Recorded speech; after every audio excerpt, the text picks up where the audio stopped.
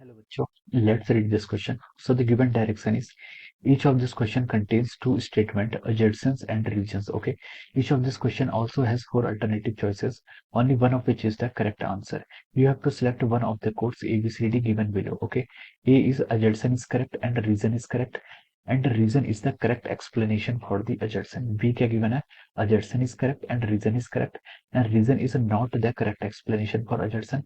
सी में गिवन है आपको adjacent is correct and reason is incorrect, और डी में गिवन है adjacent is incorrect and reason is correct. Okay, so the given adjacent क्या है? Mass and energy are not conserved separately but for conserve as a single entity called mass energy. Okay, reason क्या given है? Mass and energy are interconvertible in accordance with the Einstein relation E is equal to mc square. Okay, तो चलिए बच्चों अब हम इस question को start करते हैं. ओके, तो देखिए बच्चों इस क्वेश्चन का की कॉन्सेप्ट आप क्या लिख सकते हैं? The key concept of this question, इस क्वेश्चन का की कॉन्सेप्ट लिख सकते हैं मास एनर्जी रिलेशन. क्या लिख सकते हैं? मास एनर्जी रिलेशन, या फिर आइंस्टाइन मास एनर्जी रिलेशन, या फिर आप लिख सकते हैं relativistic mechanics. Okay, mass energy relation. Okay, क्या लिख सकते हैं? Relativistic mechanics. ओके, अब देखिए बच्चों मास एनर्जी रिलेशन है क्या? मास एनर्जी रिलेशन आपको ये बोलता है कि energy is equal to over mc square, E is equal to over mc square. Okay, ये क्या बताती है? देखिए इस इक्वेशन को अगर आप ध्यान से देखें तो देखिए लेफ्ट हैंड साइड आपकी एनर्जी है, लेफ्ट हैंड साइड की एनर्जी है, राइट हैंड साइड की आपकी मास बता रहा है. ओके, तो ये बोलती है कि एनर्जी और मास के हैं कोई डिफरेंट एंटिटीज नहीं है. एनर्जी और मास के हैं अलग अलग चीजें नहीं, ये एक ही चीज है. एनर्जी और मास की आपकी सेम चीज है, ये आपकी डिफरेंट चीज नहीं है. इस चीज को हमारे आइंस्टाइन ने बताया था. ओके, जैसे हम बताते हैं देखिए इलेक्ट्रॉन का रेस्ट मास हम बोलते हैं, इलेक्ट्रॉन का रेस्ट मास किसके इक्वल होता है? आपका 511 किलो इलेक्ट्रॉन वोल्ट के इक्वल होता है. ओके, तो this is a rest mass of electron. Okay, हम इसको कैसे डिनोट करते हैं? M E is equal to 511 kilo electron volt पर सी का स्क्वायर. ओके, तो देखिए ये आपका मास है, मास किससे रिलेट कर रहा है? एनर्जी से. इलेक्ट्रॉन वोल्ट किसकी यूनिट है? एनर्जी की यूनिट है. ओके, तो हम बोल सकते हैं एनर्जी और मास के आपका सेम है. ओके, ये क्या आपका एनर्जी और मास सेम है.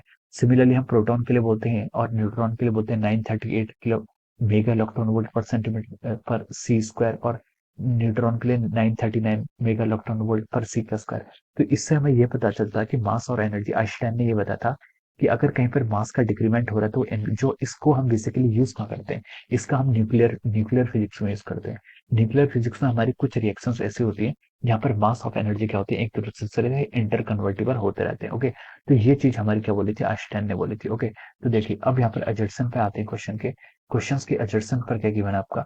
मास and energy are not conserve separately but are conserve as a single entity called mass energy. Okay, assertion आपका बिल्कुल करेक्ट है. मास और एनर्जी क्या है? अगर आपके क्या होते हैं? कंजर्व नहीं हो रहे, सेपरेटली कंजर्व नहीं हो रहे, बट कंजर्व होते हैं सिंगल एंटिटी. यानी कि उसने बोला है कि मास और एनर्जी आपका क्या है? एक ही चीज है. ये दोनों को हम सेपरेटली अलग अलग ब्रांचेस से या फिर अलग अलग तरीके से हमें ट्रीट नहीं करना चाहिए. ओके, किसी भी ऑब्जेक्ट की कुछ आपको मास पता है तो आप उसके करस्पॉन्डिंग एनर्जी यहाँ पर फाइंड आउट कर सकते हैं. ओके, हम देखिए जैसे हमें इलेक्ट्रॉन का मास पता है कितना होता है? 9.1 इंटू 10 इलेक्ट्रॉन का 9.1 इंटू 10 - 31 kg. ओके, सी स्क्वायर से मल्टीप्लाई करते थे तो उसके करस्पॉन्डिंग आपका ये आ जाएगा. ओके, तो देखिए मास, उतने मास पर आपकी कितनी एनर्जी है? 511 किलो इलेक्ट्रॉन वोल्ट. इतनी एनर्जी हम इलेक्ट्रॉन के करस्पॉन्डिंग बोल सकते हैं. ओके, तो यही आपको बताता है मास और एनर्जी का रिलेशन. ओके, तो एजर्सन तो आपका यहाँ पर क्या बिल्कुल करेक्ट है.